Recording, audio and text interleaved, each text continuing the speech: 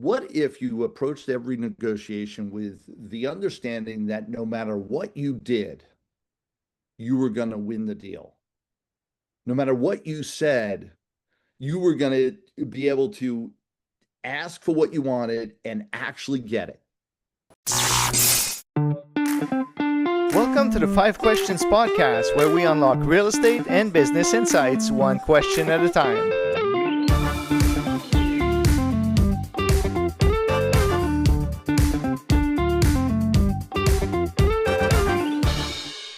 Welcome to the 5 Questions Podcast. I am your host, Lamarre. Our guest on today's show is someone who has built a reputation by doing things differently and getting extraordinary results. With nearly 4 decades of entrepreneurial experience, over 50 million in coaching sales, more than 30 million in real estate transactions, over 2,000 presentations worldwide, he's better known as the Maverick Millionaire, has helped countless of entrepreneurs, investors, and business owners negotiate bigger deals, think bigger, and win bigger. Paul Finck, welcome to the show today. Hey, how are you, Mario? I'm doing great. It's really looking forward to having you on the show. You have been doing this a long time and have great success, and I want you to be able to share your knowledge with our audience. So I got 5 questions for you, and we get straight to the point. Perfect. Okay. First question I have for you, Paul. Most people negotiate every day without realizing it. What's the biggest negotiation mistake that keeps entrepreneurs or investors or business owners leaving money on the table? You know the old adage in gambling, and you're at the poker table and not knowing when to fold, Yeah. not knowing when to raise, not and it's the knowingness of not taking the big risk. So often you're at the negotiation table and you're so afraid of losing that you never win. You're so afraid of saying the wrong thing that you don't really step forward, and you end up losing tons of money on the table. I've seen people negotiate where the other person just breathes heavy and you fold like a house of cards. So, what does all this mean? What if you approached every negotiation with the understanding that no matter what you did, you were going to win the deal? No matter what you said, you were going to be able to ask for what you wanted and actually get it. That is so powerful because I got to tell you, most people, if you approach a deal as if you cannot lose and you step forward rather than back, chances are the other opponent's going to see your confidence, see your knowingness, and hedge just a little bit, just like I'm telling you not to, Right. which gives you the advantage over them almost instantly. And so would you say, having said that, the preparation, the mind frame of you going and either doing a presentation or going to in a sales meeting is key to getting the results that you want? Yeah, so where does the preparation come in? The preparation comes in knowing exactly what you want. You know, if you're negotiating a piece of real estate, knowing what your baseline is, knowing what your high and your low is in every negotiation as you walk in. And then with confidence, ask for the number that you're looking for without hedging, without blinking, and watch what happens. Also, often people, oh no, I couldn't. I'll I've helped people negotiate deals where they're like, I can't believe we're asking something that low. I said, yes, only we've justified the number. This isn't just a random number. This is the number that makes sense for the deal. Yeah. And once you ask for it and you start explaining your justification for it, they're going to be hard pressed to end up unwinding that to demand their high price. Yeah. Good. That leads us to our second question. And you've built a career on challenging conventional wisdom. What's a business rule or piece of advice that most people follow that you believe is completely wrong? Stop believing in other people's feedback. Stop buying what they say. All too many people, they get an idea or they get a big deal, in this case, real estate. They get an opportunity. And then they'll go ask people that know nothing about real estate, have never made any money in their world. And they'll ask them, what do you think? Yeah. And they'll get feedback from them that they'll actually take to the bank. They'll actually decide, oh, I'm gonna buy into this feedback and either do it or not do it or do the nuance of what they think I should be offering. Right? If they don't have any experience, if they're not playing at the level that you are, or what I would advise is tenfold of where you are, don't listen to what they say. They don't know. And all too many people ask feedback from their friends or relatives, their parents who haven't been able to put two nickels together. They ask people that have no place to giving them advice about this particular thing. And they ask them and they actually listen to their advice as if it's real. Yeah. And you know what I find funny in what you're saying is you're completely right, and people seek advice where it's free, from friends, from family members. It's free advice. They'll tell you their opinion on what you're doing. But when you have to pay for an advice or consult a coach or a leader that has done the actions that you want to get to, then people back out, which makes me Yeah. laugh every time. Yeah, and the worst case scenario is, and this happens often, and especially I coach people all around the country, and I hear oh no, no, no, I'm going to pause this, when I'm ready. But I've got friends that are in real estate; they're going to help me, and I always guide them to the point that the first or second call that you make to your friend that may know real estate may know as much as I. They may be amazing, but the first or second call they'll take and they'll give you some good advice. Yeah, Maybe the third and fourth.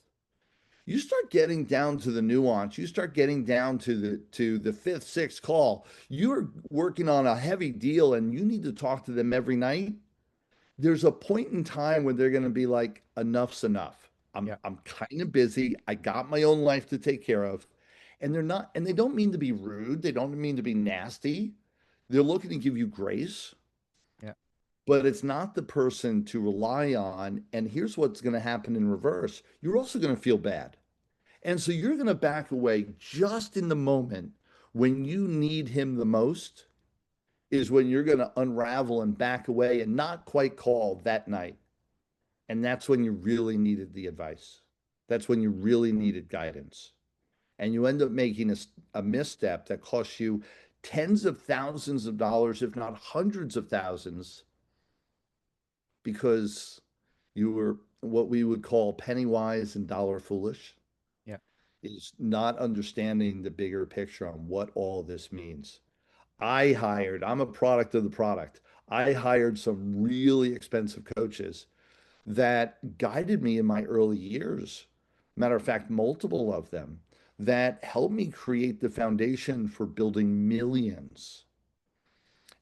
That makes a difference. And I know most people who have made millions and billions of dollars have all made it on the shoulders of giants, on the shoulders of people that mentored them, on the shoulders of people that guided them. And so you're not going to do this alone. no, you're not going to Make do sure you this have a good alone. team and people around you. Yeah, and you're not going to do this alone, and you're not going to do this for free. There's nothing free in life. Everything that's free is there for a reason, to bring you a little bit closer to the table. But No, ultimately, there's always a price to something. unfortunately, not everyone wants to hear it. Only you're going to pay the old adage, you're going to pay one way or the other. Yeah. It's true, especially in real estate, Oh yeah. especially you. Yeah. Paul, our question number 3 for you. You've been involved in over 30 million in real estate transactions. Can you share a negotiation story where psychology mattered more than numbers? And what lesson our audience can apply immediately? Because there's a lot of people in those situations. Some people look at numbers, but what's really behind it? So I'll answer a couple things in that question. One is I am trained in clinical psychology. That's what I got my degree in, and have always been fascinated by the human condition, psychology, neurolinguistic programming, hypnotherapy, all components. I've been certified in all of these and utilize them in my sales, in my negotiations, in my real estate, my communication. One of the one of the interesting components when you talked about numbers and things that trigger me, I'll just talk about Yeah. that the numbers, psychology of numbers, and it's not just numbers. Well, sometimes it's exactly numbers. And here's what I mean by that. When you place an offer on a piece of real estate, or you're in the middle of negotiations and you have a counter offer, do you normally put a few zeros at the end of your equation? Meaning, if the price tag is 365,000 for the offer, do you put 365000? Most people do. Yeah. Here's a nuance and something that I highly advise for all of you to utilize. Do not end your offer with a zero. End your offer with digits. Fill in all the digits with numbers and make them odd numbers. There's a psychological component that makes odd numbers like look just odd, and no pun intended, but make the number look smaller instead of larger. So there's some psychology around that. I'll talk about that another time. Only when you say 365, 397, so 365,397 is my offer. First of all, your mortgage guy and your realtor and your underwriters are all going to go nuts because now everything's a fraction of a cent as they break it down on the HUD statement. However, when the people get that, and what happens on a psychological basis on the other side is they believe you must have crunched your numbers really tight to have everything down to the single digit, single dollar column. Yeah. And with that, they have a hard time coming back to you with another round number, which means they're not going to be negotiating in the tens of thousands. At best, they're going to negotiate to the thousands and sometimes to the hundreds because your number was too precise Yeah. and they don't know what to make of it. And they got to assume you sharpen your pencil so tight that any adjustment to that number is going to make them lose the deal. And they want the deal as much as you do. That's why you're in negotiations. And This so is end it with filling every number in with a number and with an odd number. and I mean, it's, I agree with you. And I could see, I never studied it like you did study it, but I could see the connection. Look at the big corporations. Look at Walmart. Every time there's a price of a deal, it ends with a seven or something very similar to that. There, those guys put millions behind studies and marketing studies. There's a reason for what they do, and you just confirmed it. Yeah. So one of the things is that your negotiations will get tighter. There is a component of threes, fives, sevens, nines look smaller. And there's a science behind that and what happens internally in our brain. However, it absolutely is proven, and that's why all Walmart, Target, Costco, all those big giants, they all end all their numbers with an odd number. They've spent the billions, as you said. You don't need to reinvent the wheel, just copy. Paul, question number four. Many people know what they should do, but they never take action. What separates the people who create extraordinary success from those who stay stuck in analysis, fear, or comfort? There's a real simple equation. The difference between the people that never quite make it and the people that become multimillionaires is the difference between decision and action. The time frame between those two things. So many times you're like, yes, I'm going to write that book. And then you never do. I'm going to place that offer and you never do. I'm going to buy that building and you never do. Whatever the case may be, you've made a decision and then you never went into action mode. So the distance between those two components will make the difference in your bank account. How do you make sure that once you make a decision, you take action? And this is going to sound counterintuitive. Stop thinking.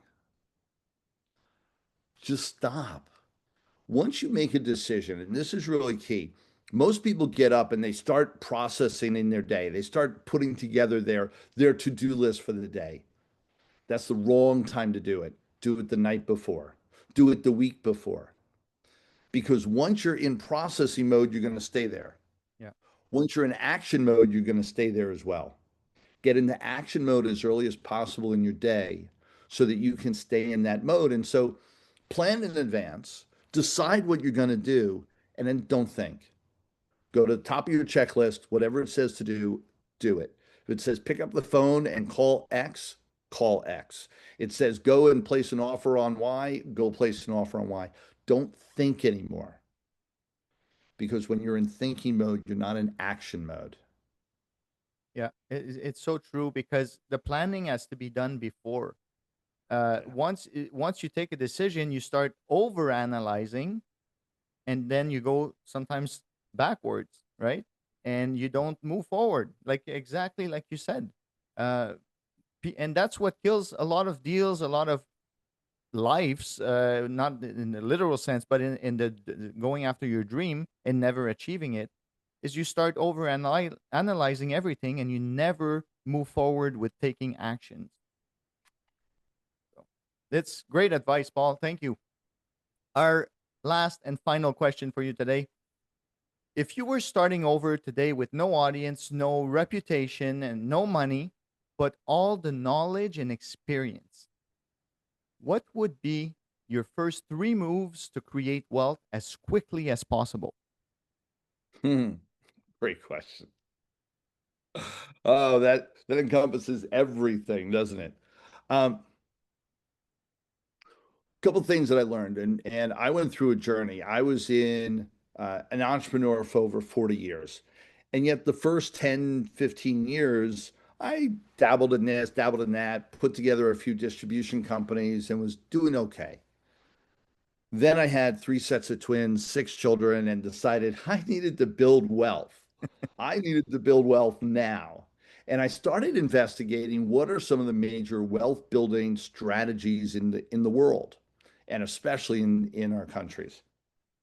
And the number one that came up was real estate, especially back in the day. Real estate, real estate, real estate, real estate investing. You cannot go wrong. It continues to be a scarcity commodity. You've got to invest in real estate to build. Every wealth building strategy has it. Yeah. And so understand that's number one. Well, guess what was number two? Number two, especially in the day, was information marketing. So real estate and information marketing, number one and number two of building wealth. Information marketing, you have an idea, that idea is sellable, and you can sell it over and over and over again. So number one, number two, and then what's number three is technology, of course, and especially in this day and age. And so how do you make money? Pay attention to what makes money, first of all, and then take action. I would take action on all three components almost simultaneously. Real estate, find and negotiate a deal. Most people screw up. They think they need to get funding first. I don't have any money. Guided my son through a deal 2 years ago. Now it's 2 years. He's bought over $2 million in property. He started off with $15,000 in his pocket. You can do it with very little and oftentimes no money out of your pocket. And yet most people are afraid, oh no, I need money first. Yeah. Go find the deal, the money will come. Learn to negotiate heavy, learn to go in and get it under control. Everything will follow. So, real estate, place offers, go find a deal. 2, information marketing. What's your skill set? What's your biggest skill set you have? What's the thing that other people would go, yeah, that's amazing? go and find, it only takes one person. Find people that want your information and go sell it to them. Create a service or some sort of packaging of information Yeah. or a done for you service and get to the market. I started coaching. I went one day, presented to a BNI meeting. So we have those all over the world. Went to one BNI meeting, said, "Hey, I'm a coach. I coach on real estate. I coach on real estate investing." Within a week, I had a $3,000 check. I went, "I think I like this." And I don't mean to make it sound so passe, but man, it works. You want quick cash, you want to create money, find your skill set and go sell it. You said something real important there. Find your skill set. Don't become a charlatan and go sell Oh, programs no. that you think you're gonna do quick money. Give real value to people. Oh, no question. Now, I had already created, Yeah, yeah, now purchased about $10 million in real estate when I became a coach. And yeah, my first wave of being a coach was coaching real estate investors on how to get their first deal, yeah. which I knew. I knew how to get a first deal. I had done multiple already. And so I was teaching them that. So, yeah, don't become a charlatan. But there are almost everybody. The understanding that when you're a fifth grader, everybody in third grade thinks you're a genius. So you find your market. You find the people that really appreciate your knowledge base and go and market it to them. You can also do done for you services where it's a real service that you're giving them. But all these things are marketable almost instantly. And the last thing in this day and age, which learn the new technology and embrace it. In this day and age, that's AI. Man, if you're not doing a deep dive, no matter what you're doing, understanding how to use AI in your business today, right now, you're going to miss the boat. Within 6 months, you're going to be behind the eight ball. Yeah. So, absolutely, those three things I would do almost instantly. Find a deal, figure out a skill set and go sell it and learn the technology that's at hand. And if you don't know, find someone who does, a mentor who can help you get there, and for sure you will get there. Yeah, never do it alone. The only way I'm here is because I found a mentor that was doing what I wanted to do at a high level. Most people, they look for someone who, oh, it's relatable, someone who's my peer. Oh, I like this guy. I'm going to partner up with him. Please don't. Yeah. Find the people that are doing 10x what you're doing, 10x where you want to be. Those are the people that can teach you how to 10x your own life. If they're not at a stratosphere above you, they're never going to guide you to go that distance. If they're on par with you, they're never going to guide you to be above them. It's impossible. They don't know how. Very important. So, having said that, Paul, how can people connect with you if they're interested in working with you or maybe your programs? I appreciate that. Recognize that I've been in the entrepreneurial space for 40 years, been in the investment space for 25 years in real estate, and been coaching and training now for over 20 years all around the world. Come and hang out, come spend time. I've got a negotiation strategy download for you that I can give you as soon as you do, as well as some other techniques and strategies. And we run trainings all around the world. So come hang out. I want you to text me. Text me at 475 253 2909. 475 253 2909. Text the word Maverick. Maverick to 475 253 2909. And we'll be able to give you a download of negotiation strategies that you'll enjoy, that you'll be able to apply right away. And we'll be connected and we'll be introducing you to resources that are by far some amazing things for depending on where you are in the world Well, to there you tap in. have it, folks. Connect with Paul. He's a great source of knowledge. Paul, thank you again for being on the Five Questions podcast. And I hope our listeners, our audience, will take a piece of your advice today with them on their journey. It was a pleasure to have you, and we'll talk soon. Mario, pleasure. Talk to you soon. Thanks for tuning in to the 5 Questions podcast. If you enjoyed today's episode, don't forget to subscribe, like, and hit the notification bell on our YouTube channel so you never miss an episode. Stay tuned for more insights and tips to transform your real estate and business game. See you next time.